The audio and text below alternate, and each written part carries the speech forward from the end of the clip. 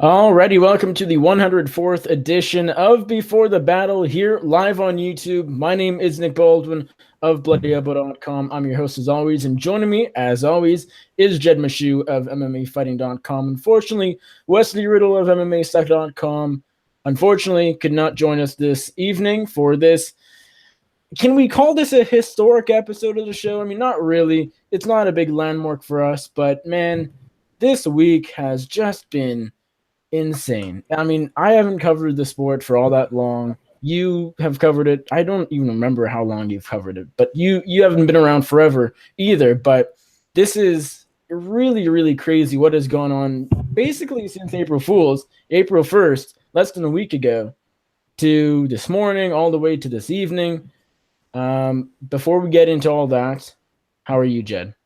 I'm excellent. I need to step away real quick. I have someone at the door real fast, but I'm great. And you just riff for a minute and I'll be right back, okay? Excellent. You can go fetch your pizza. He didn't say that, but that is exactly what he's going to do. He has a pizza man who has delivered him a pizza right at the door, and he has chosen not to mute his mic. Let me go ahead and do that. We don't need to hear the conversation between good old Jed Meshew and the pizza man. But for now, thank you for joining us. We really appreciate it. Right off the hop, if you don't mind, please go give this video a thumbs up down there. And you haven't already, please subscribe to my YouTube channel, The MMA Circus. You're on it right now with the subscribe button right down there. I'd really appreciate that. Okay, so here on the show, we are here to discuss UFC 223. We are going to preview the card or whatever is left of it in depth and provide you with some somewhat knowledgeable, mostly entertaining analysis of the 9 fights.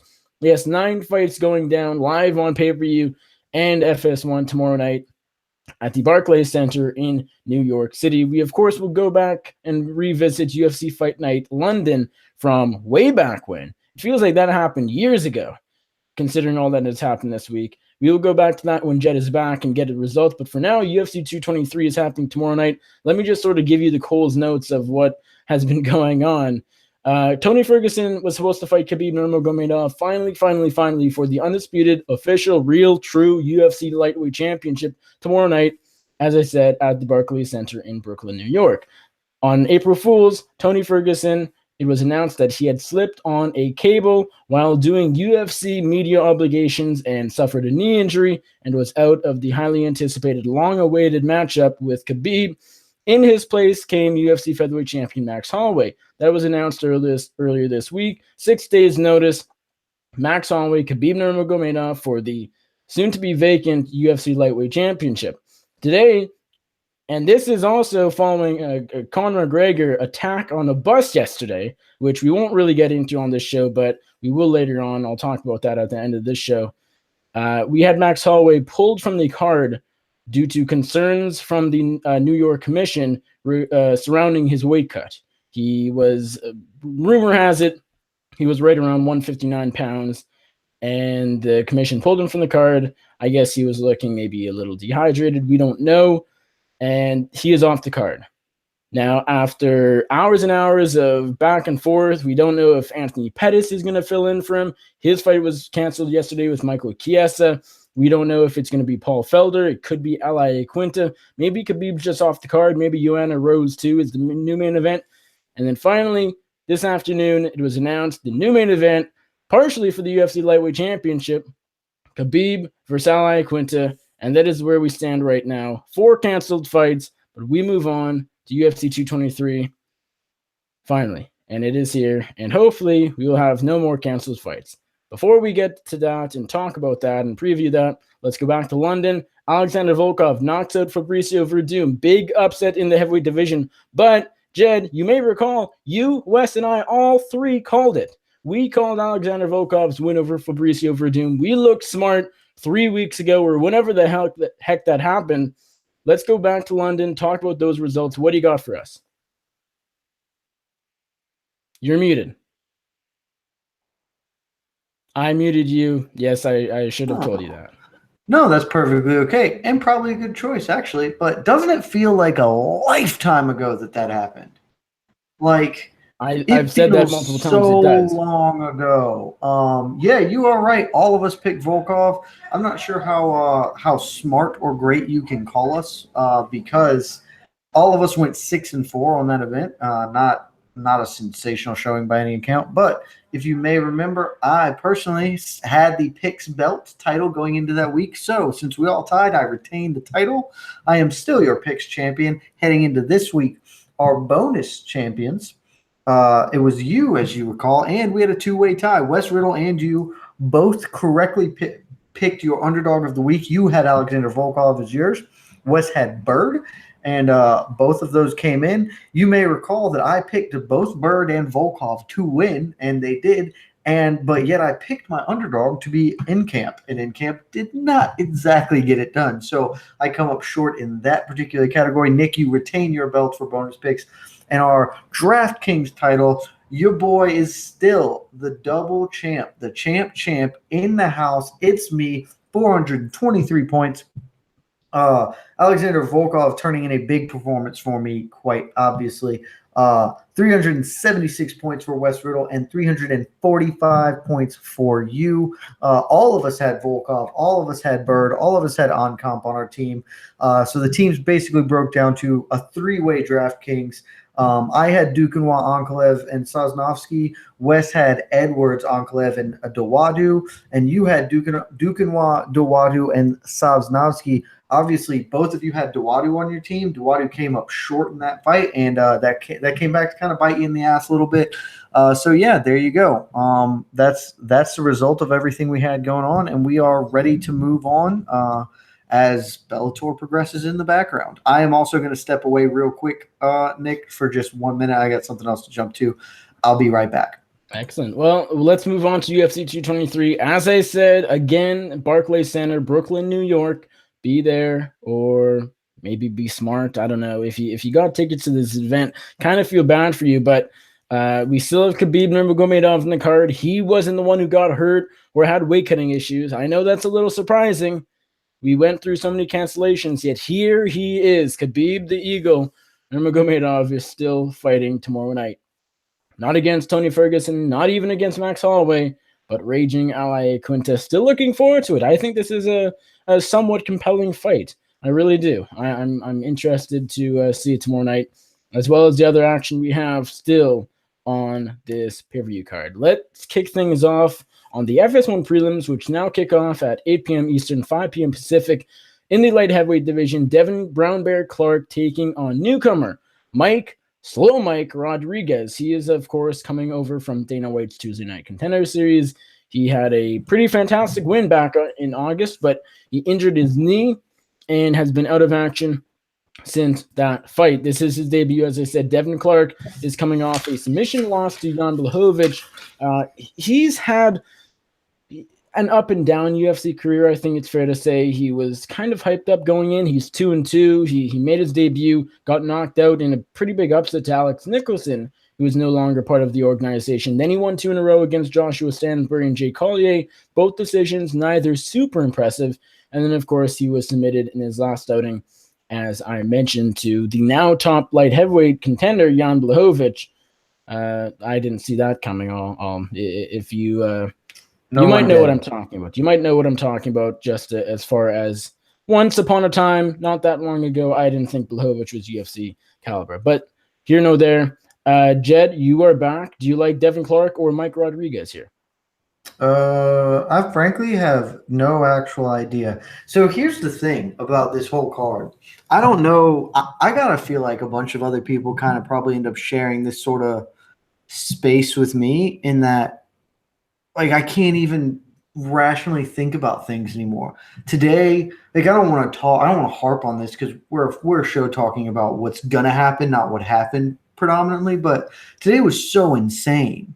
Like, you mentioned it briefly. You know, you haven't been working in the space that long. This is my second year actually professionally working in the space, but I've been a hardcore fan for 15 years at this point, something like that. And I don't think there's any – I honestly genuinely believe that this is the most insane 24-hour period in this sport's history. Like, everything that happened was just so wild. And so it's kind of hard to think about the fight pass. It's not even a fight pass prelim, is it anymore? No, there Since used there's to so be few 4 or 5 cards. past prelims. There used to be 4 or 5 past prelims. Yeah, we're down to 9 fights. None are there. Yeah, so I mean, to think about this fight as, it would have been a fight pass card, and instead it's going to open the Fox Sports thing. I actually think this fight is actually really good. I like this fight fine. more than Who gives a shit? It's light heavyweight, and neither of these guys is a prospect really. Like they're both they can bang a little bit. Rodriguez is big. He's much bigger than Clark. Like length and height wise, got a huge edges in those, and he's a southpaw, and he can mix up and throw his hands pretty well. And what we saw in the Dana White Tuesday Night Contender Series fight looked solid. And Devin Clark's been around the UFC for like a minute. He's had a few fights there. I think he's 2-2 in it. But like we're not talking about future champions here. These are guys who are probably not going to be too invested in a lot of the grappling game. They're just going to come out, they're going to throw hands and see if they can get one to drop. And I do think that it's a close fight as a result of that, I guess. Neither of them is great, but they're both competent enough. And a light heavyweight, it doesn't take a lot for you to get it done. I would assume that Rodriguez is the favorite. I haven't looked at the odds on this at all. Do you happen to know off the top of your head? Either even or Clark is a slight favorite, like -115. Really? Clark is the favorite, huh? Right now we have Devin Clark at it actually switched. Clark is +100, Rodriguez is -110. But I interviewed Rodriguez like 3 days ago, and it was the other way around then. I mean, I believe that this is a really close fight. Personally, I am going to favor Clark here just because of those physical attributes I mentioned. Much taller. I think he's got 4 inches of height and like 8 inches of reach. You mean Rodriguez then? Yeah. Sorry. Obviously, I went backwards on that. Yeah, I am going to favor Rodriguez just because he is, that's what I would have expected him to be a little bit of a favorite. I definitely wouldn't have thought he'd be the underdog here just because he does have those physical attributes. And he did look really good in the one time we've seen him under like the UFC banner, as it were. So, we'll see. Obviously, a lot of things can happen here. Rodriguez, very unproven. Devin Clark, at least has been around, but at the same time, he did lose to Alex Nicholson, and I just don't think a ton of Alex Nicholson as a fighter. So, losing to Jan Blachowicz, no big deal. But give me Mike Rodriguez.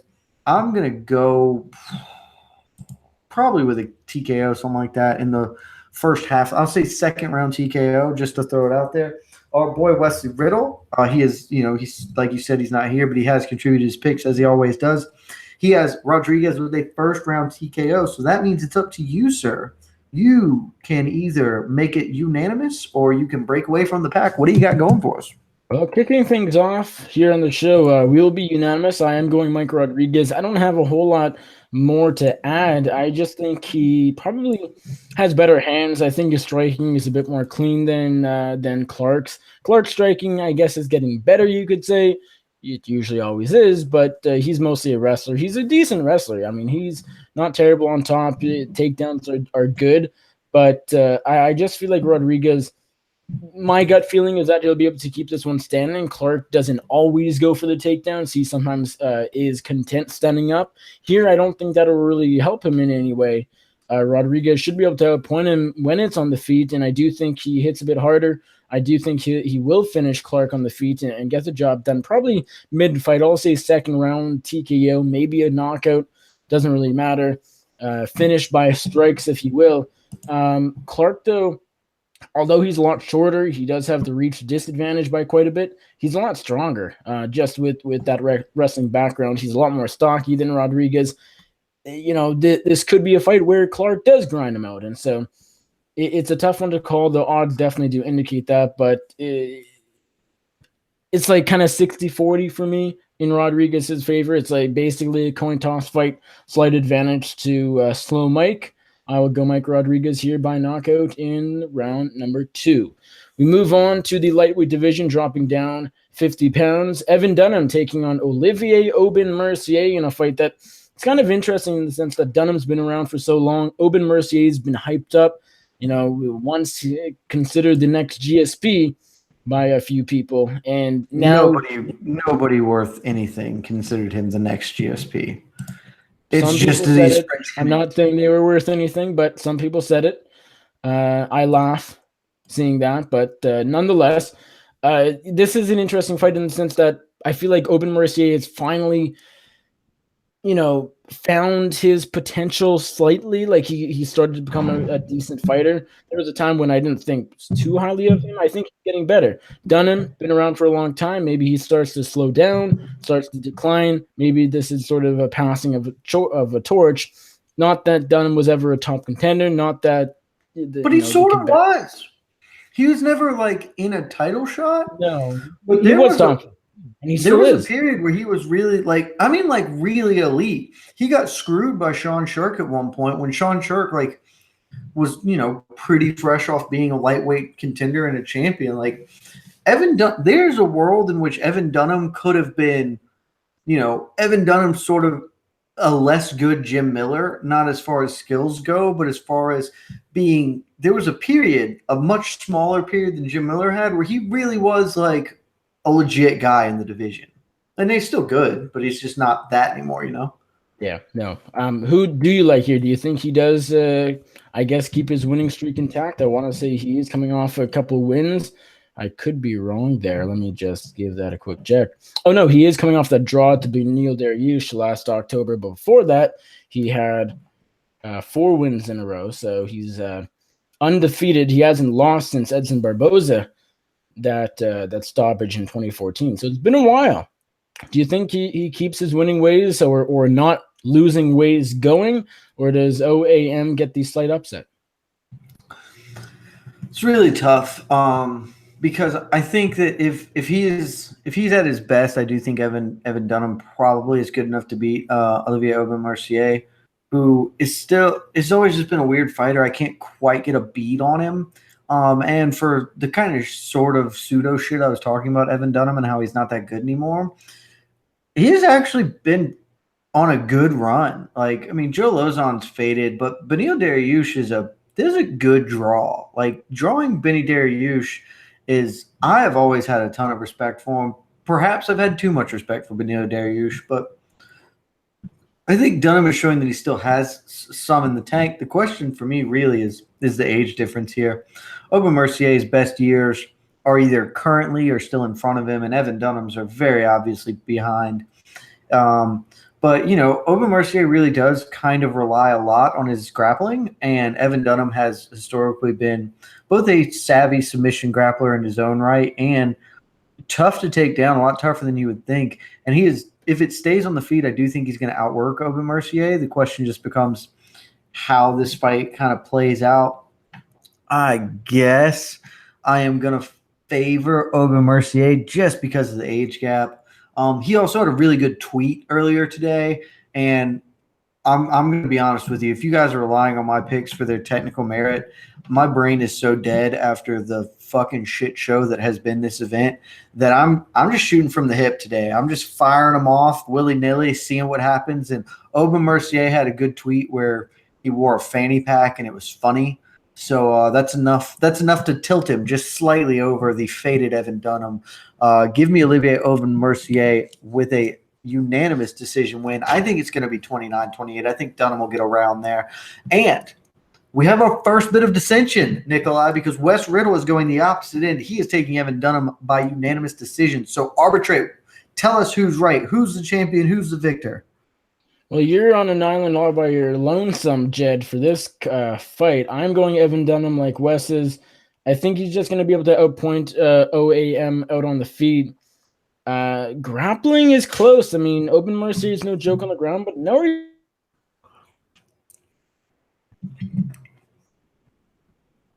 Oh, no, guys. I think we lost Nick. Sorry, I'm eating pizza because I haven't eaten food in like 12 hours. It appears we have lost Nick. That's a sadness because I am only half here. But we will merrily trudge forward regardless. I'm watching the Bellator event as we go, so I'm gonna move us on. It appeared that Nikolai was going to take Olivier Oh, I'm sorry. He was not going to take. He was going to take Evan Dunham. It seemed pretty obvious that was his choice here. So it's 2-1 on that. We can just move forward.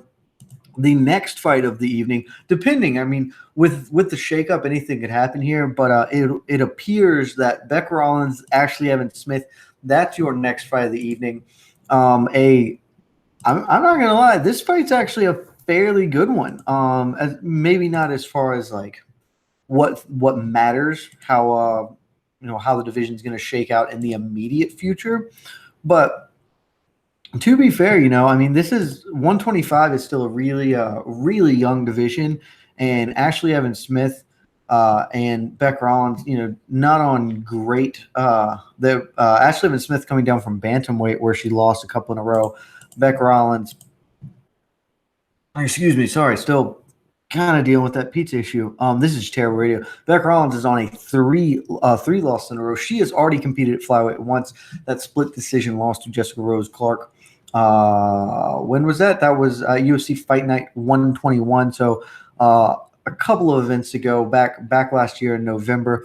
Before that, 2 losses in the strawweight division. Her last win was against Seohee Ham in the strawweight division. Goodly sum of time ago in 2016. So maybe not like I think it's a closely matched fight, maybe not the best fight on the card, but I do think it's a fight where you're probably going to get a lot of action, and in a division that is just dead empty like 125 is right now. I'll be like straight up, I can name the women's 125 champion, but I bet I am in the ultra minority of even MMA fans, like people that would identify as fans of the sport. So a win here, obviously Valentina Shevchenko's got the next title shot on lock, but a win here can get the ball rolling really quickly in this young division. So Nick, since I had to do the intro on this, I just breezed past your Evan Dunham pick. Why don't you lead us off then? Tell us who you think is going to get their first win at 125 pounds, Beck Rollins or Ashley Evans Smith? I'll go with Ashley Evans Smith. I think she's a favorite for a good reason. I don't think that much of Beck Rollins, let's be honest. I'm not sure many people do. Evan Smith is coming off a disappointing loss to Sarah Morris. A lot of people had her winning that fight. She was the betting favorite. I thought she would win that fight, but she got tapped out in the first round. Not a very good performance from Ashley Evans Smith in that one. 2-fight losing streak. Maybe she can turn things around. I ultimately think she can.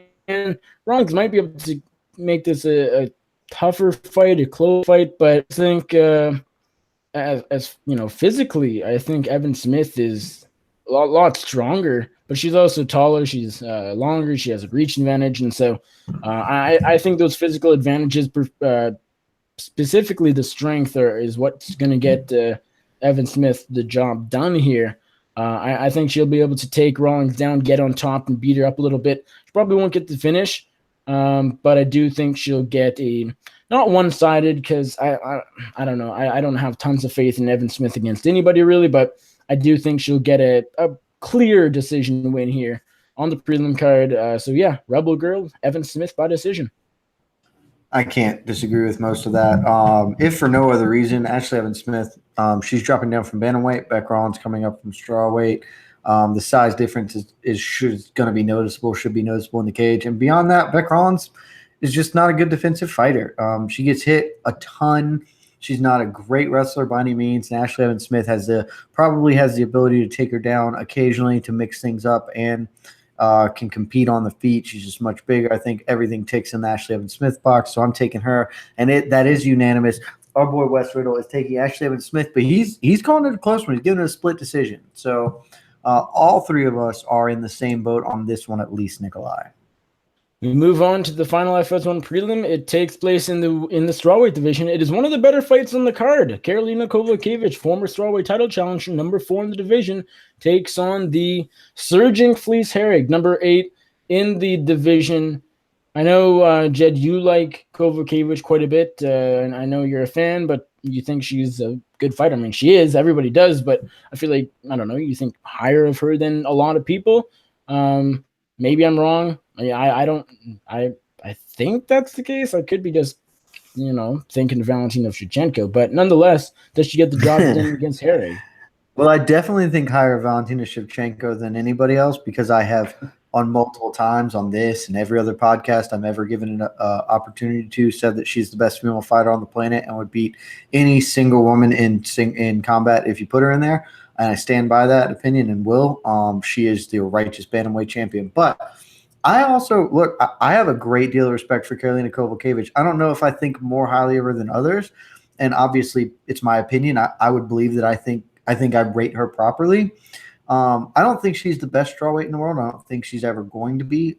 That kind of top 3 or 4 in front of her are probably going to hold that down. But Rose Namajunas is your champion as of the time we record this, and Kowalkiewicz beat her, and it was pretty clear that she won 2 rounds of the 3. If it had been a 5-round fight, she would have won rounds 4 and 5 too.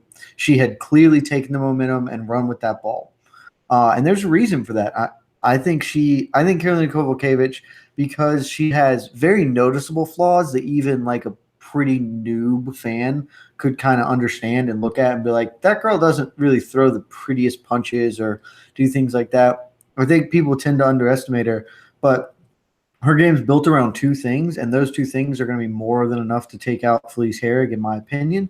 And that's volume. She is incredibly active. She throws a ton of it. And while her individual punches may not be great, I think her ability to read and adjust in a fight is excellent. Her adaptability is just incredibly good. But I think the other thing that builds around her game is she's one of the toughest people on the planet. And I've tried to explain that to everybody as often as I can.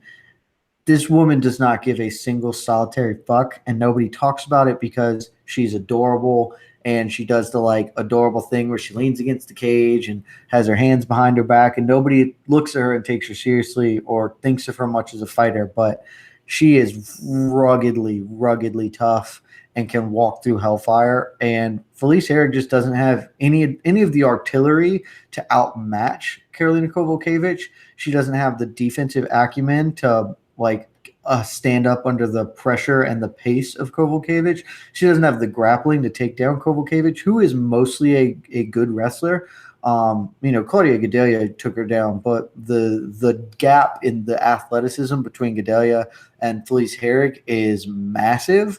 So she just doesn't have any out here. Herrig, all due credit to her, coming off that tough season. Everybody kind of wrote her off, thought she was just going to be a pretty face who used good marketing to kind of push herself forward. But she has put together an incredibly good win streak, has really shown she belongs and is a viable contender in this division. But she just doesn't really have any good avenues to victory here. She is just going to get outworked on the feet, not going to be able to take it down, and that's going to be the end of the day here. I like Karolina Kowalkiewicz on points, and I think it's pretty obvious. And our boy Wes Riddle also agrees. He's got Kowalkiewicz by unanimous decision. Gotta complete the hat trick and go with Karolina Kowalkiewicz here as well against Felice Herrig. I've been kind of torn on this fight. I mean, my head says Karolina Kowalkiewicz will win this fight somewhat one-sidedly. She just seems to be the better fighter, definitely a better striker. I mean, Felice Herrig is strong, and I think that's what's been making me think this. I mean, I don't know. I feel like Herrig might be able to do it. I'm not gonna pick her. I'm not. I can't do it. I can't quite pull the trigger, but I've seen a few people pick Herrig, and I don't necessarily blame them at that plus money. She's 2.5 to 1 of an underdog, something along those lines. It's not terrible. It's not the worst bet you can make. I just think, she's as big as Kowalkiewicz. She has a 1-inch reach advantage, plus she's so much stronger. She might just be able to take her down. I mean, look at what Claudia Gadelha did. And I know Felice Herrig and Claudia Gadelha are not the same fighter. One is definitely better than the other, but Felice Herrig has looked the best she's ever looked. As you talked about, Jed, she once was sort of looked upon almost like a joke, just sort of, as you said, a pretty face. And she's really turned around and become a legit fighter. I mean, I think a lot of people look back to her loss to Paige Van Zandt and think now that would go a lot differently if they ever meet again. And it's hard to say that, that is wrong. But here, though, Kowalkiewicz should have the takedown defense here to keep Herrig off of her. And she most certainly has the striking offense and attacks on the feet to, keep Herrig off her, but also pick up that volume, pick up those points, and get the job done. So give me Kowalkiewicz here by decision. I don't think she stops Herrig. I do think if you're looking to bet on this fight, because Kovacevic, let's see what she's at right now, just straight. She is minus 175. I don't know if I'd quite play that, but the over 2.5 wouldn't be a bad one, in my opinion. But Kovacevic, I do think will get the job done. Give me her by decision. We move on to the pay-per-view main card, 5 fights for the wonderful price tag of $60, $64.95, whatever it is. 10 p.m. Eastern, 7 p.m. Pacific. We kick things off at lightweight. Joe Lozon, Chris Groupmacher. Of course, this was way down on the prelims way back when, a few days ago, but here we are, first fight on pay-per-view. Joe Lozon, the veteran, taking on the Ultimate Fighter 22 alum, Grits. Jed, who gets the job done? Better question. Who cares? Just honestly, I don't know, man. Joe Lozon is historically a better fighter than Chris Grutzmacher. He's also washed and old, and he lost to Clay Guida of all people. This bet is like if we were giving me a prime Lozon, he's going to put Grutzmacher's dick in the dirt. But we're not. This is what we're in. I don't think much of Chris Grutzmacher, but this is basically a total fade on Lozon. I just don't. I have been exceptionally unimpressed with his last few performances. I mean, let's be honest. He's on a 4-fight losing streak. Really a 3-fight losing streak. He lost. He should have lost to Marcin Held. He also should have beaten Jim Miller. But you know, I mean, look at the way. Like, look at who he's beat. He beat going back to however long I just have pulled up in front of me. Takanori Gomi. Throw that one out. Who gives a fuck? He lost to Evan Dunham. He beat Diego Sanchez. Again, throw that one out. Who gives a fuck? It's Diego Sanchez at UFC 200. That dude's been washed forever. He lost to Jim Miller, probably beat him. That's kind of the last good win that he has on his record. Beat Marcin Held. Everyone knows he lost that. Was beating the shit out of Stevie Ray and looked really good. And then he just looked awful for the back end of it. And then Clay Guida stopped him like in like a minute. Like Clay fucking Guida did that. I think it's fair to say that Joe Lozon is probably done being any type of like an entity we should want to continue seeing. And I mean, this is at least a good pitch for him. I think the UFC's handling kind of his decline pretty well. Like, I think this is a good speed for him, but I don't know, man. I'm just fading him. That's it. Like, I don't think a ton of Grutzmacher, but I am just going to fade Lozon here.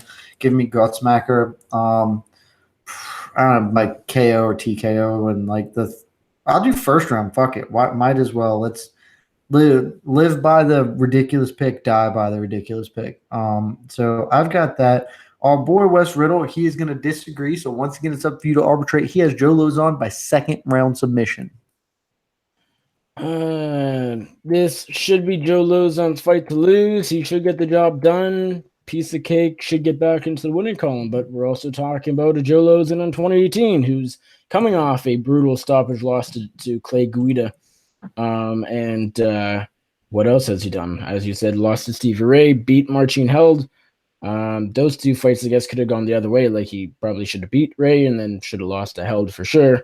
Lost to Jim Miller. That was also controversial. His last good performance was July 9th, 2016, and a knockout over Diego Sanchez, who's not looking so hot either. And so it's really tough to know what to make of Joe Lozon right now. I can tell you that Chris Groupmacher isn't a very good fighter, but does that matter? Maybe not. He's tough. He's somewhat durable. He is grinder. Like, he's a grinder, I should say. He's gritty. He's tough. I mean, his nickname is Grits after all. 2-2 in the UFC. Not looking so hot, coming off back-to-back submission losses. Let's do it. Joe Lozon, submission, round number 2. Turn back the clock a little bit. I just can't pick a guy like Chris Groupmacher over Joe Lozon. Can't do it. My heart won't let me. My head won't let me. That's fair. I do think Joe Lozon gets it done. I'm not just saying that. I do think he'll win. Could it be competitive? Sure, but I'll go Lozon. I won't be at all surprised if Lozon comes out, takes him down, and taps him. Grutzmacher's not great on the ground. Lozon's still a legitimately talented grappler. Yeah. I just have so little faith in him. Like, he should beat Stevie Ray's not a bad fighter, but he was beating the ever living shit out of Stevie Ray and found a way to lose that fight. Clay Guida stopped him in a minute. That's just it. Like I can't back a dude who got stopped by Clay Guida in 2018 in 67 seconds. I just can't do that. That's just it. So yeah, I mean, I won't be shocked at all, but I'm okay standing on this island. But let me intro this next one because I'm going to need to take a slight break for a second. So your next fight is really awesome in the fact that one of these guys is dope and the other guy is going to be really good at being highlight reeled. So it's an excellent combination. Zabit Magomedsharipov, one of the hottest, most exciting prospects in the sport, featherweight contender, has been just looking sensational since showing up in the UFC. Coming out of the ACB. He is taking on Kyle Bochniak, a lamb to the slaughter, the biggest favorite on the card. What are your thoughts? Well, he's the biggest favorite on the card for a reason. I mean, I don't think the odds are really off. I mean, okay, so I don't know if you mentioned the odds. The odds right now. I just said he was the biggest on the card. I don't know what they are. I know he's like a Five times has Magomedsharipov at minus 600. I've seen a lot higher. Bookmaker 748, same as Bet DSI. See him as high as minus 800 at Bet Online and Sportsbook. I think I might have seen him in like the 900 range at one time or another. I mean, come back on Bochniak and plus 500 all the way to plus 575. I mean, the guy's a big underdog, and Zabit is a big favorite, and it makes sense. I mean, the guy is just so much taller than him, as he usually is when he fights featherweights. 6 inches of height, only 3 on reach. Kind of find that interesting, but I don't really think that'll matter. I mean, Magomedsharipov is better everywhere. He'll be able to take Bochniak down if he chooses. He'll definitely be able to outpoint him on the feet. Bochniak. I think Bochniak's best path to victory here is to get a hold of Zabit and take him down and get into full mount and sort of just sit there. Or I guess if he's in full mount and that dominant of a position, then maybe look to pound him out or find a choke. But that's kind of pushing it. I don't think Kyle Bochniak will be able to get Zabit down. Again, Zabit probably should be able to get Kyle Bochniak down. I don't know where Bochniak wins this fight. I know where Zabit. Well, I don't know where Zabit will win this fight, but I know of many places he can, on the feet, on the ground, pretty much anywhere. The guy has some submissions. The guy has very interesting striking. Very interesting striking. That's an understatement. And his ground control, as we saw, particularly in his second fight last time out, is really impressive. This guy's one of the best in the division. We haven't seen him against top contenders, but I think he'll be right up there very soon. Kyle Bochniak is not on his level. Give me Zabit Magomedsharipov by, let's say, second round submission. Well, Wes Riddle has Zabit with a third round sub, and frankly, I don't disagree with anything that's said. Zabit's amazing. This is a guy who can throw wild spinning shit on the feet and scores like 10 takedowns a round. Like he has everything in spades. Like featherweight is just a killer of a division for up and coming prospects right now. It's awesome. You've got so many talented young motherfuckers coming through there. Brian Ortega, Zabit's now in here. Mirsad Bektic. Who the fuck else am I forgetting? Who just got booked versus Ricardo Lamas, and that was completely lost in the shuffle. Did he? I honestly had no idea. According to Combate, they're sometimes wrong, but they're often right. So, look, this may be favoritism or whatever. I genuinely just don't believe anything unless it's reported by us. So, I mean, like I'm not saying it's right, but until it gets the Helwani seal of approval, I'm just like, it probably is, and frequently it is, but people will also just fire some stuff out there just to be first. I mean, that sounds like a fight they would make, frankly. It doesn't surprise me at all that fight would be made, but I just haven't heard it yet from us, so I'll reserve on that. But that'd be a cool thing anyway. Yeah, Zabit's dope, and Kyle Bochniak is a tough guy. Deserves to hang around, but he is a lamb to slaughter here, and he is going to get slaughtered. I am going to say Zabit gets it done in the first round. You guys, you've taken round 2. Wes took round 3. I'm going to say first round. I'm going to go TKO. I think he's going to hurt him to the body. That's my call. Spinning back kick to the body is going to drop him, and Zabit's going to follow up with ground and pound punches. So I'm curious, real quick. Zabit is 2-0 in the UFC. He won his first fight against Mike Santiago in September of last year, second round submission. Then the Shimon Rice fight in his second fight in November, a couple months after, was a third round submission. Do you think this fight? I mean, you're picking it early, but on paper, is Kyle Bochniak an easier fight than the other two, or sort of same, or maybe tougher? Where would you rank, I guess, the opponents? I think Bochniak's better. I think this is a step up. I don't think it's an enormous step up. I think he's probably due for kind of a bigger leap up after this one. Like Shimon Moraes is a fine fighter. Mike Santiago is a fine fighter. Neither of them are guys that I think a whole ton of. I mean, Moraes is best known for losing to Marlon Moraes in WSOF.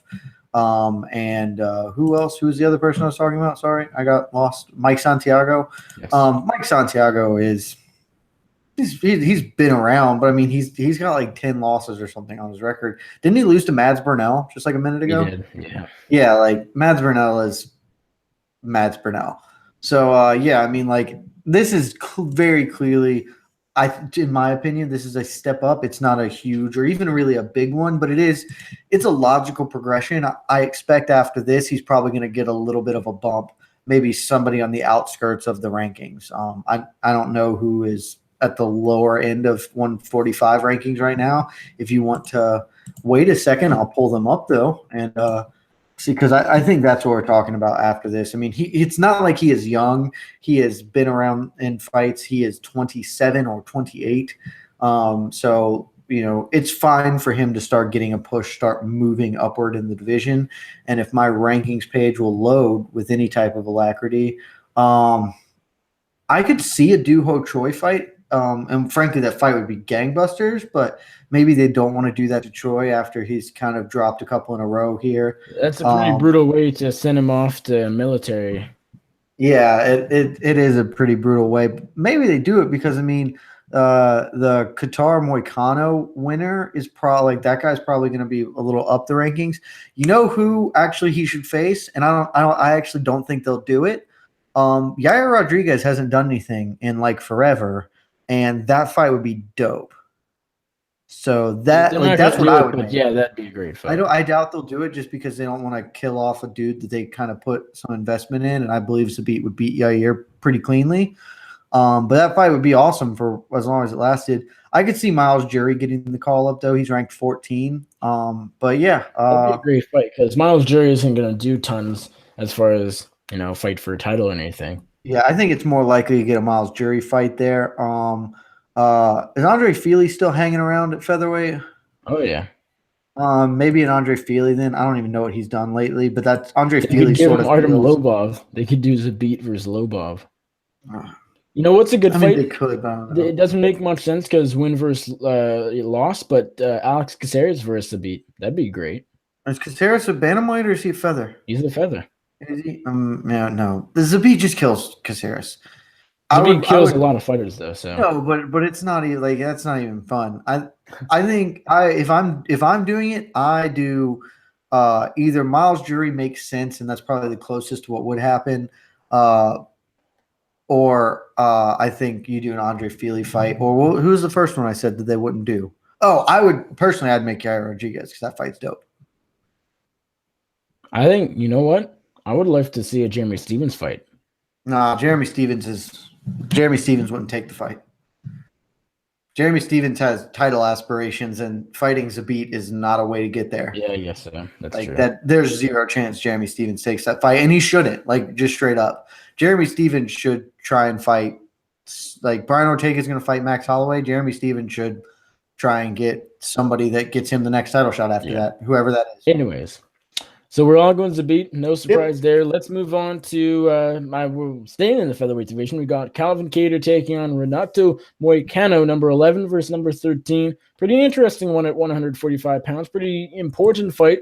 Moicano is coming off a loss, but that was to Brian Ortega, who is the clear number 1 contender at 145 pounds underneath the champion Max Holloway. Calvin Kattar's 2-0 in the UFC. He was the underdog twice. Andre Fili, Shane Burgos beat them both very clearly. I like this fight a lot. Do you like Moicano or the slight favorite here, Kattar? Well, you probably haven't ever watched South Park, have you?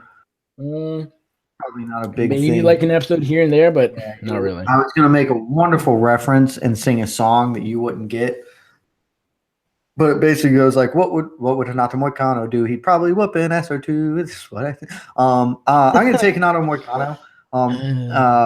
In part because that song sticks in my head every time that I see him fight. Well, the song is actually what would Brian Boitano do, but obviously Boitano and Moicano. I knew it wasn't Renato Moicano. But it's So every time I see him, I see Renato Moicano on a card. I think that, and frankly, I have been picking Renato Moicano. I don't know if you recall this.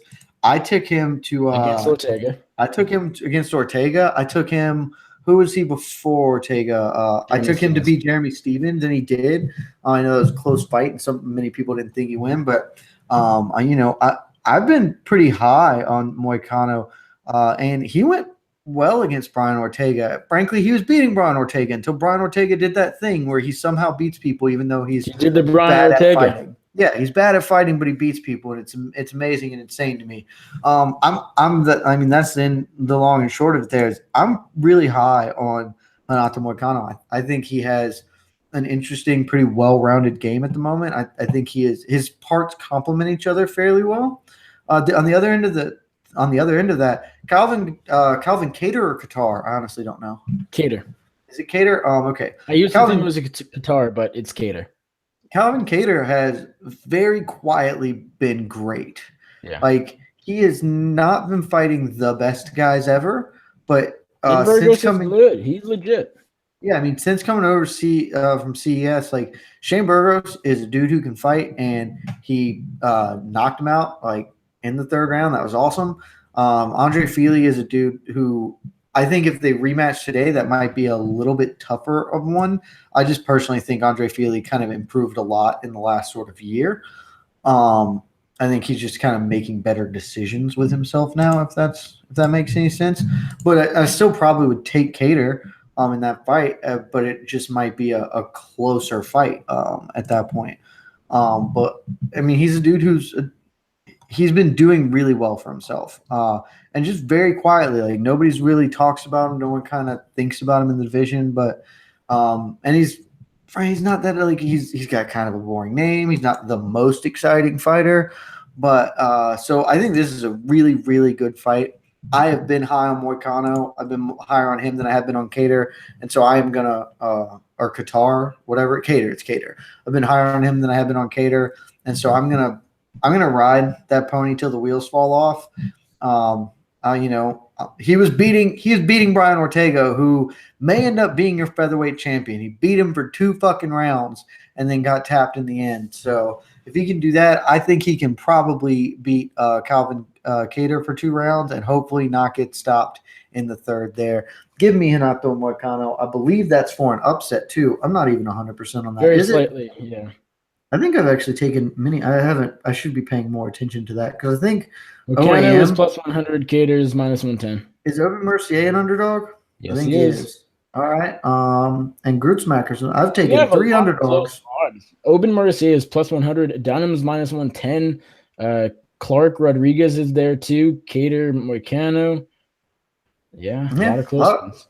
A lot of close fights. But yeah, I'm taking Moicano, which once again puts us in a position with split votes because Wes Riddle, he has got Calvin Kattar. He thinks the same thing's going to happen. He thinks Renato Moicano is going to get knocked out in the third round by Calvin Kattar. So you get to decide who's right, who's wrong. Me or Wes Riddle, go. It's going to be Wes again. I feel like I'm siding with Wes a lot more often than Do Wes and I have the same picks? Well, of course you do. You've both taken the favorites, every Have one we? of them. Have we? You have all taken the betting favorites. Rose Cowards. Namajunas is actually no. Well, right now the odds have We're Rose not and there yet. no, I know, but I was just saying like maybe I'll throw you off with an underdog pick of Rose, but I think that fight's even now, so I don't know. We'll see.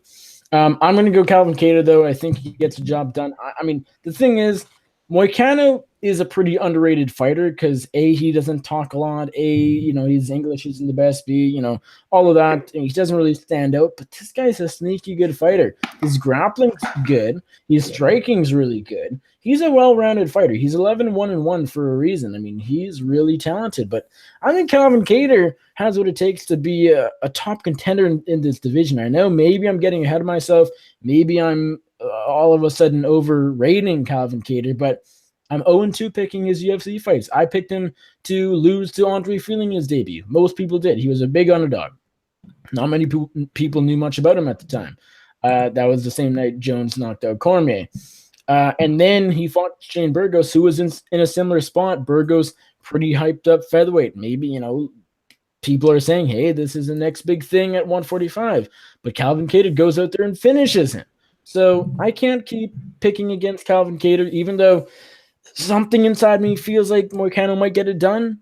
I'm going to go Kattar. I think he has smoother striking. I think his striking is a bit more accurate. He throws a bit more, although both guys are pretty active on the feet.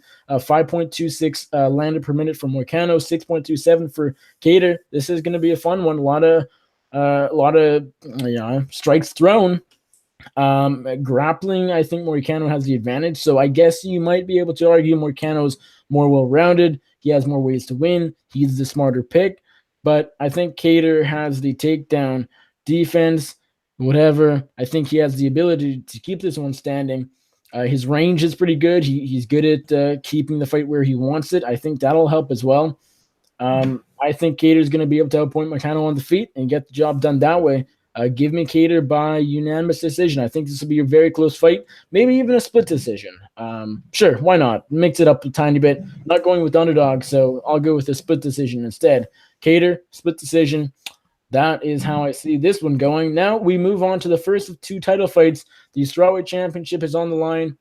When champ Rose Namajunas defends her title for the very first time against former opponent, upcoming opponent, future opponent, Joanna Jędrzejczyk. The rematch is here. They, of course, fought back at UFC 217, November of last year. Joanna was the reigning long-time champion, defending it for either the fifth or sixth time. She gets knocked out in the first round. Incredible. No one saw that coming. Upset of 2017, and here they go, running it back. Does it play out the same way? Does Rose Namajunas finish Joanna for the second time? Does she get the job done differently? Or does Joanna Jędrzejczyk, go back in time in a way, become the champion again, two-time at strawweight? Who wins? Before everything happened this week, this was the hardest fight for me to call. Still is. I don't know, man. It's just tough. It's tough because I was one of those people, and everything logically says Joanna should beat Rose. It just genuinely does. Like, she is a better striker. She has flaws. She's not some perfect Muay Thai specialist, but she is a better striker. She has a better jab. She was much more active, much more accurate in general. She has the ability to pressure, which Rose has historically not been great at. If you can put a jab in Rose's face and kind of get her thinking instead of letting her flow, it is really fucked up. I mean, that's half of what Kovalkiewicz did against her. Kovalkiewicz found that she could dominate Rose in the clinch, and if she just started jabbing with her at range and kind of pressing her back, Rose started to fall apart. And those are things that Joanna can do better than Kovalkiewicz can do. So all of that still stands true, and yet Rose took care of business easy. There was nothing hard about that first fight. So the question is this fight or is this matchup JDS Cain Velasquez, where the underdog comes out on top the first time, but if they keep fighting over and over again, more often than not, the pressure, the pace, the volume of the favorite is going to get it done. Barring holy shit, damn. Oh, I'm probably gonna have to leave you in a second. There was a absolutely ridiculous flying knee knockout at Bellator.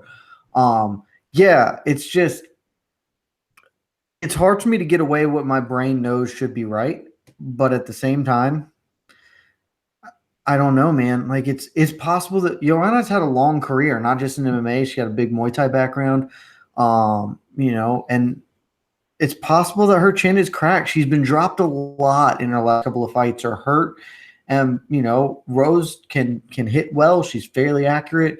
And if she comes out and puts her away again early, I won't be surprised. I am going to side on the belief that more often than not, Joanna gets it done. But, yeah, I'm going to go with her. And I won't be at all shocked if Rose stays. And I will say personally, I hope Joanna wins because Joanna versus Valentina Shevchenko for the 125 belt is like one of the best fights in mixed martial arts that can be made at this point, especially if Joanna is with the strawweight belt and not coming off a couple of losses and moving up. So that's my pick. Westwood agrees. He has Joanna by unanimous decision. You are there to decide how it goes. I may step out on you, Nick. You'll just have to find out. That is fine. I'm going to keep this somewhat short and sweet. I'm going to pick Joanna Jędrzejczyk as well. I like her to become a 2-time champion in the women's strawweight division. I think she will get her belt back against Rose Namajunas. Thug Rose tomorrow night. Very soon. Basically here, I mean, it's so hard to know what to take away and use from that first fight. We really didn't see that much. We saw that Rose Namajunas had power. We knew she had power. Everybody can knock anybody out. This is the UFC. This is MMA. This is fighting in 2018. Everybody has hands. Everybody has some level of power. Everybody can score a knockout. So Rose Namajunas did that. She definitely showed that her striking is getting better. She showed that maybe Joanna Jędrzejczyk underestimated her. Maybe she got too cocky. It's hard to, it's hard to know what to put into that. Was Joanna too cocky? Will she be that cocky this time? Will she be less cocky? Will she be more humble? Did Rose humble her as Rose said she did? Yet Joanna denied it. I mean, you don't know what to put into that, but as far as the actual fight, I don't know what to put into the fight. My thoughts on the fight hasn't really changed, and I know that sounds crazy just because it kind of had to. I think I look at this as a much closer fight than I did last time, but I still just think Joanna Jędrzejczyk is the better fighter. If I see it twice, then I'm going to start having to reevaluate my thoughts on Joanna and Rose and just accept that Rose is, for whatever reason, maybe some people can see it, but I can't, is a better fighter than Joanna. If she goes out there and knocks her out again, it's like, okay, this must happen more times than it doesn't. But let's just move on. But I'm thinking Joanna Jędrzejczyk will be able to have a point on the feet. I think she's the better striker. I guess she's not really more well-rounded. Rose Namajunas has a terrific ground game. Her submissions are very good. And her striking, obviously, is solid as well. And so I guess Namajunas might have more ways to win, but Joanna Jędrzejczyk is still a very good fighter. As long as she didn't take too much damage against Rose the first time and is a different fighter, I don't suspect that to be the case.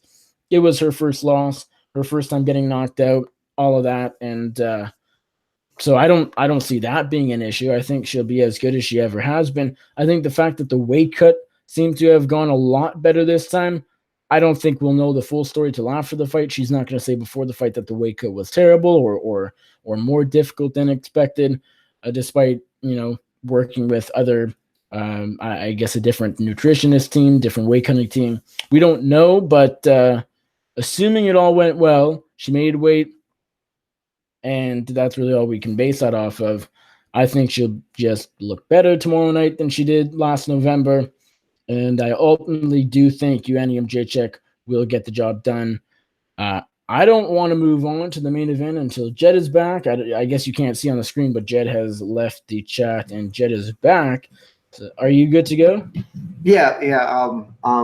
I'm ready to rock because I can. Okay, so jot me down for Joanna. I am picking Joanna Jędrzejczyk. I think she will outpoint Rose on the feet en route to a 5-round decision win. I do think Rose will win definitely a round or two, but I think Joanna will just take the majority, 3 rounds at the very minimum, and take the W and take the belt and new UNM check. All right, let's move on. We're not talking about Khabib Nurmagomedov versus Tony Ferguson. We're not talking about Khabib Nurmagomedov versus Max Holloway. We are talking about Khabib Nurmagomedov versus Al Iaquinta. Khabib, number 2 at lightweight. Al Iaquinta, number 11 for the undisputed UFC lightweight championship for Khabib. But for Al Iaquinta, he might just have to be the uncrowned champion.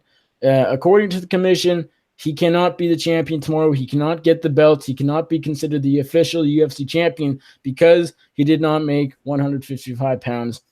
He was at 155.2. Dana said because his underwear was 0.2 pounds, apparently the commission actually weighed it, he'll be able to be the champion, but it sounds like they'll just like pretend he's the champion, but he won't really be. We don't know. I feel like we should get answers tomorrow, and we'll get some, but there will still be questions. That's kind of what I'm predicting. That's only if Al Iaquinta wins, which seems unlikely. He's a massive underdog. Nonetheless, Khabib, Al Iaquinta, do you give Iaquinta a chance, Jed? I know you're very high on Khabib. You always have been, so I assume you're going his way. But, yeah, who do you got? I was taking Khabib to beat anybody that he fought today or tomorrow. I think Iaquinta is actually of those, like, if the Pettis fight had gone through, that would have been an unbelievable ass kicking.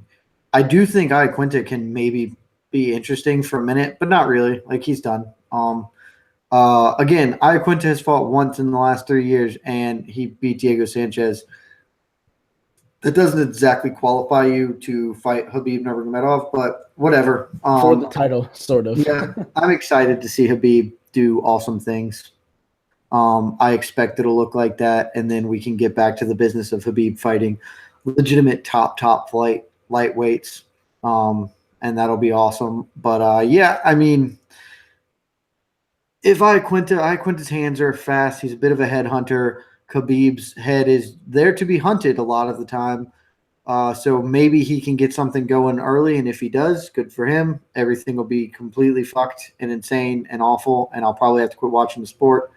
But if everything goes according to plan, Khabib's just going to get a body lock. Iaquinta's way too heavy on his front foot, and Khabib, like, that's just going to give Khabib opportunities to get there.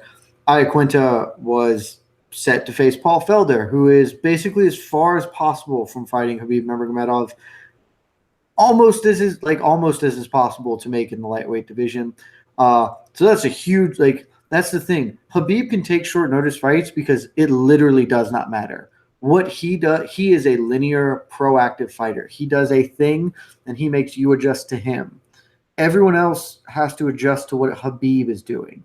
So a short notice fight against him is much more difficult than it is for him to just take a short notice fight against anybody because, okay, like, how does his game plan stays the same mostly? Yeah, like all of it, almost everything about it. Maybe tiny tactical things can adjust, but the broad strokes of it are, he usually waits for about a minute and a half. He doesn't rush his takedowns.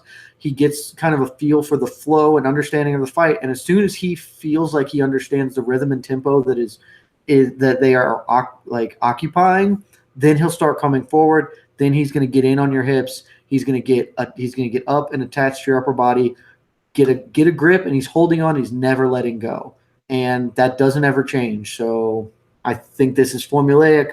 I sort of wish they had made the Pettis fight.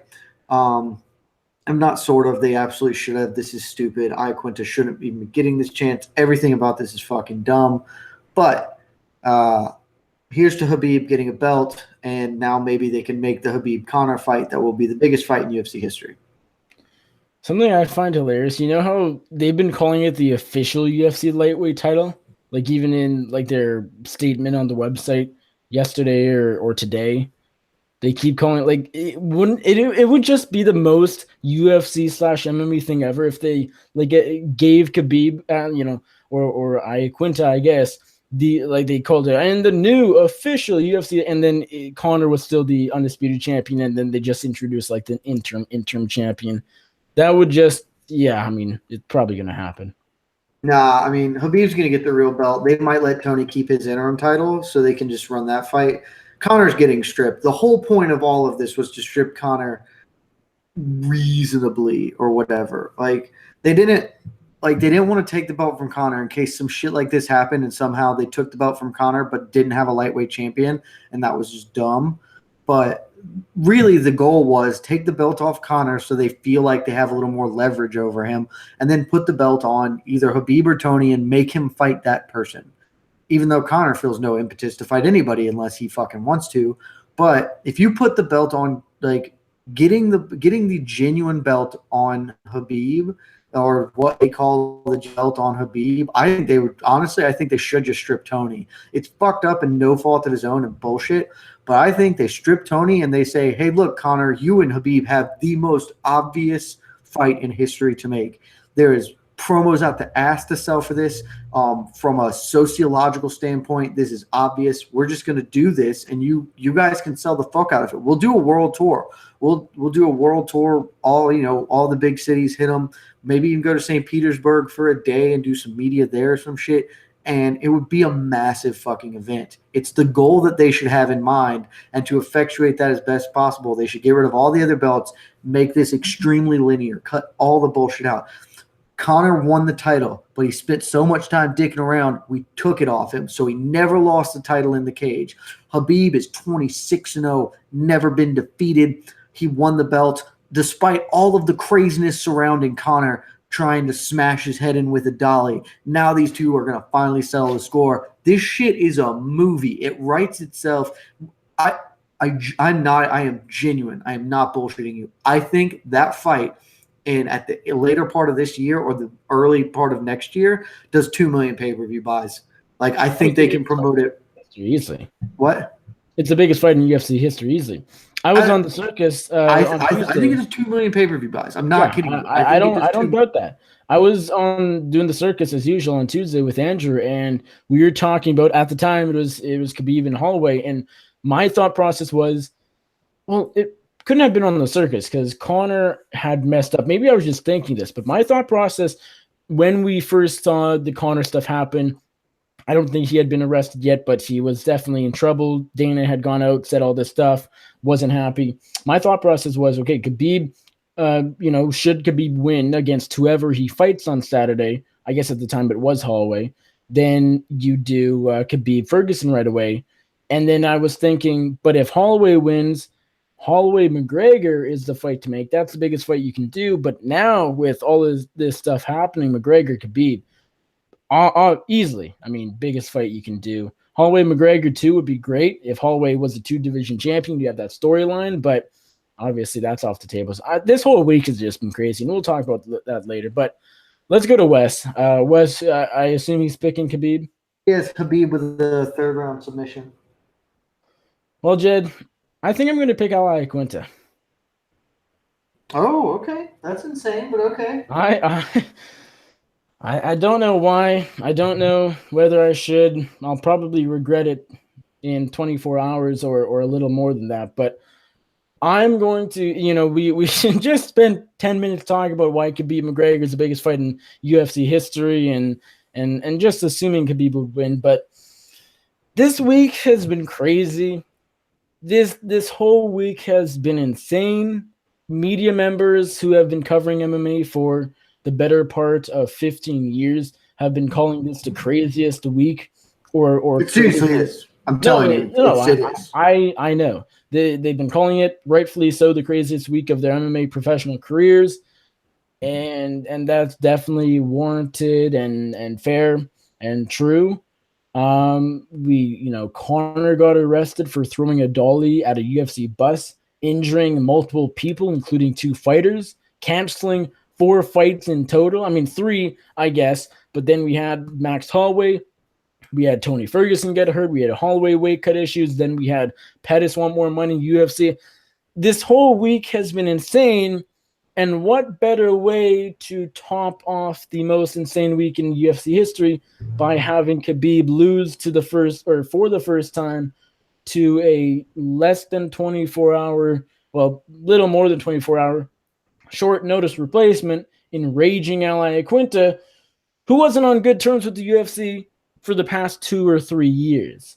That it really would be the most insane thing, but I kind of think it might happen. I really do. And Iaquinta, I mean, he's definitely the best matchup for Khabib, or the toughest matchup for Khabib out of any other option we had, including Max Holloway. I think Iaquinta gives Khabib, win or lose, a better fight than Max Holloway does. I don't know about that. I personally do, but I'm also picking Iaquinta to beat Khabib. So what do I know? I certainly a better matchup than Anthony Pettis. Obviously, that goes without saying. I think a better matchup than Paul Felder because he has better hands than Paul Felder. I think Iaquinta is going to box Khabib up. And I'm smiling because I still can't believe I'm saying this because it's kind of outrageous. But I really think I shouldn't keep saying I really think because I really don't think. I'm so very little confidence in this pick, but I think I will predict that Iaquinta will box up Khabib Nurmagomedov. I think he has the wrestling to maybe defend takedowns. I mean, I don't know if Khabib can't take down anybody. We'll see, I guess, tomorrow night. But I think maybe Iaquinta can keep it standing, sort of, a little bit, just enough. I think he'll start to, he's a very smooth striker, and time off seems to not matter for him. I mean, I know he fought Diego Sanchez last time out, so what is it? Time off doesn't matter if you fight Diego Sanchez. I guess not. If you're fighting Khabib, maybe it's a different story. It's only a year, though. It was the 2-year layoff last time out. He looked good, but just physically wise as well, and not just the fact that he won the fight against Sanchez. So a year, I'm not too concerned about the layoff. He's been training. I know he hasn't been training to fight Khabib. It's so much different. But the thing is, Iaquinta has nothing to lose. He has 0 to lose. He is the biggest. Well, I guess, yeah, he's the biggest underdog or the second biggest. I don't know who's a bigger one, him or Bochniak. Let me see. Bochniak is plus 500. Iaquinta is plus 425, plus 500 in other places. So, I mean, second biggest, but still massive. I just feel like he's too quick for Khabib. I think Khabib will get hit a lot more than he's used to. I think Iaquinta might be able to throw Khabib off.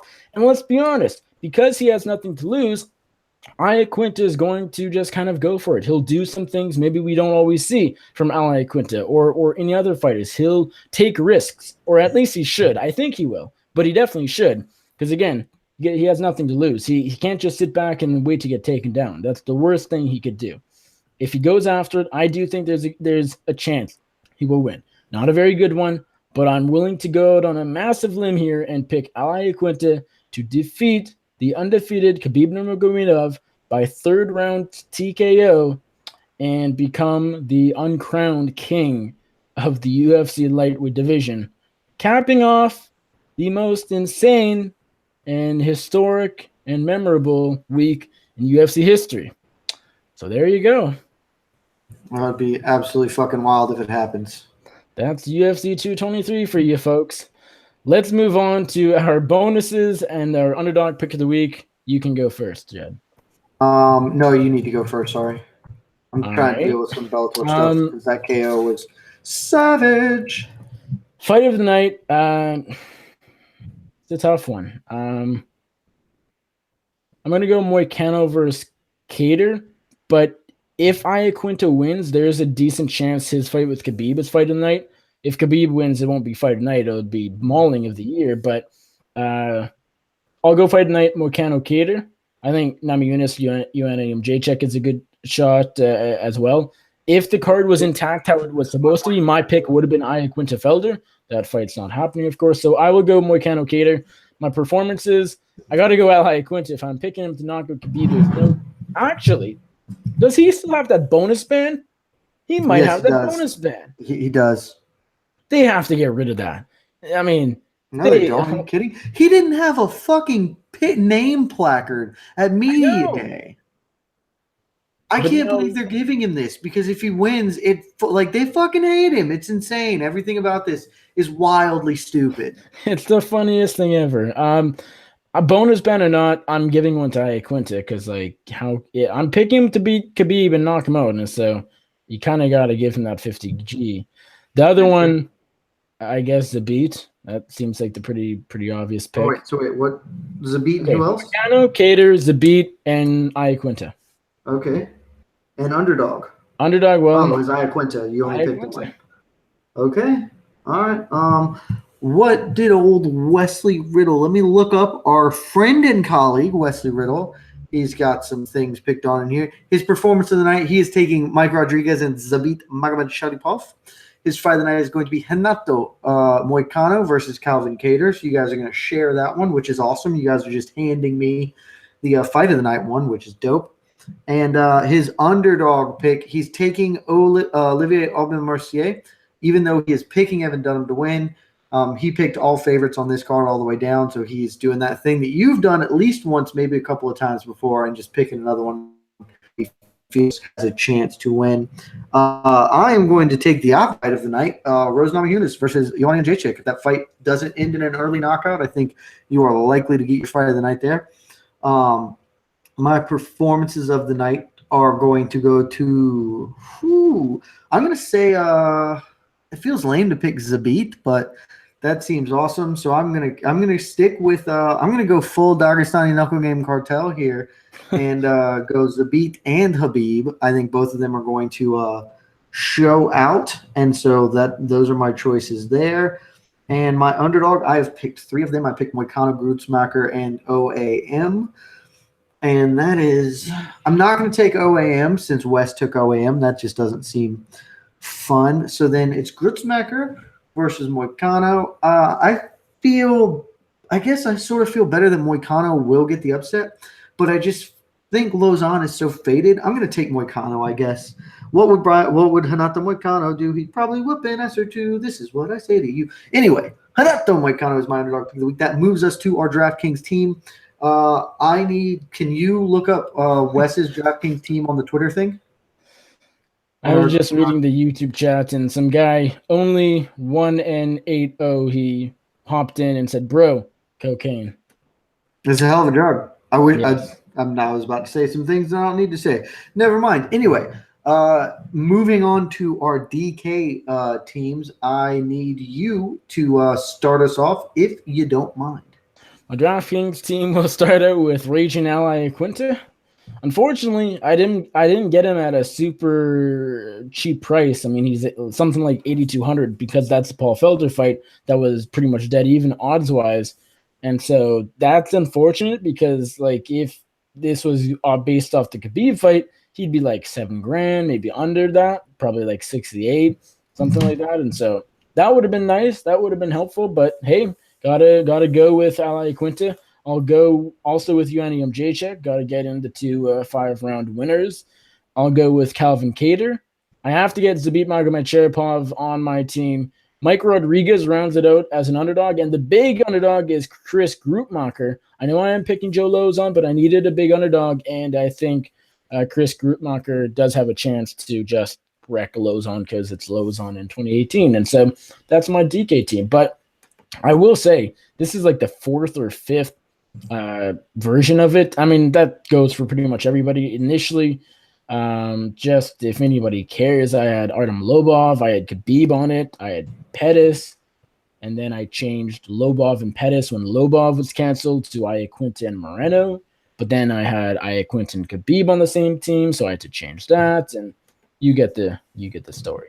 Yeah, I mean, obviously a lot of things happened in this one to make shit get mixed up. So here's what's gonna happen, Nick. I'm gonna run down these two DraftKings teams, and I gotta get out, let you kind of close the show, and then you can hit me up later about doing the circus. Awesome, dope. Wes Riddle's team is Felice Herrig, Joe Lozon, Zabit Magomedsharipov, Renato Moicano, Mike Rodriguez, Habib Nurmagomedov. My team feels suspiciously similar. I think a lot of us are playing in the same general ballpark here. But my team is Zabit Magomedsharipov, Habib Nurmagomedov. I just built my team around those two. Ashley Evans Smith is the other big favorite, just because I feel confident she's going to win. So she might not get a ton of points, but I think those are pretty close to guaranteed. And then Chris Grutzmacher, Renato Moicano, Mike Rodriguez. All of those are underdogs according to DraftKings, and all of them are on my I'm picking them to win, so it was pretty obvious for me. Thank you, everybody, for taking the time to watch this. I know it was a clusterfuck of a show. I've got a lot of things going on, but it's kind of fitting because this is a clusterfuck of a card at this point. So take it easy. You can find my writing at MMAfighting.com tonight, tomorrow, every Monday through Friday, most weekends as well. You can follow me on Twitter at JedKMeshew. Give me a shout out there if you want to talk about anything. Because I won't be here for the sign-off, I'll say it now. Love you guys. Well, before you go real quick, I just want to say while you're here, so we'll be doing the MMA circus tonight because I missed last week's show. I have to go. Yes, okay. I have to. Love you guys.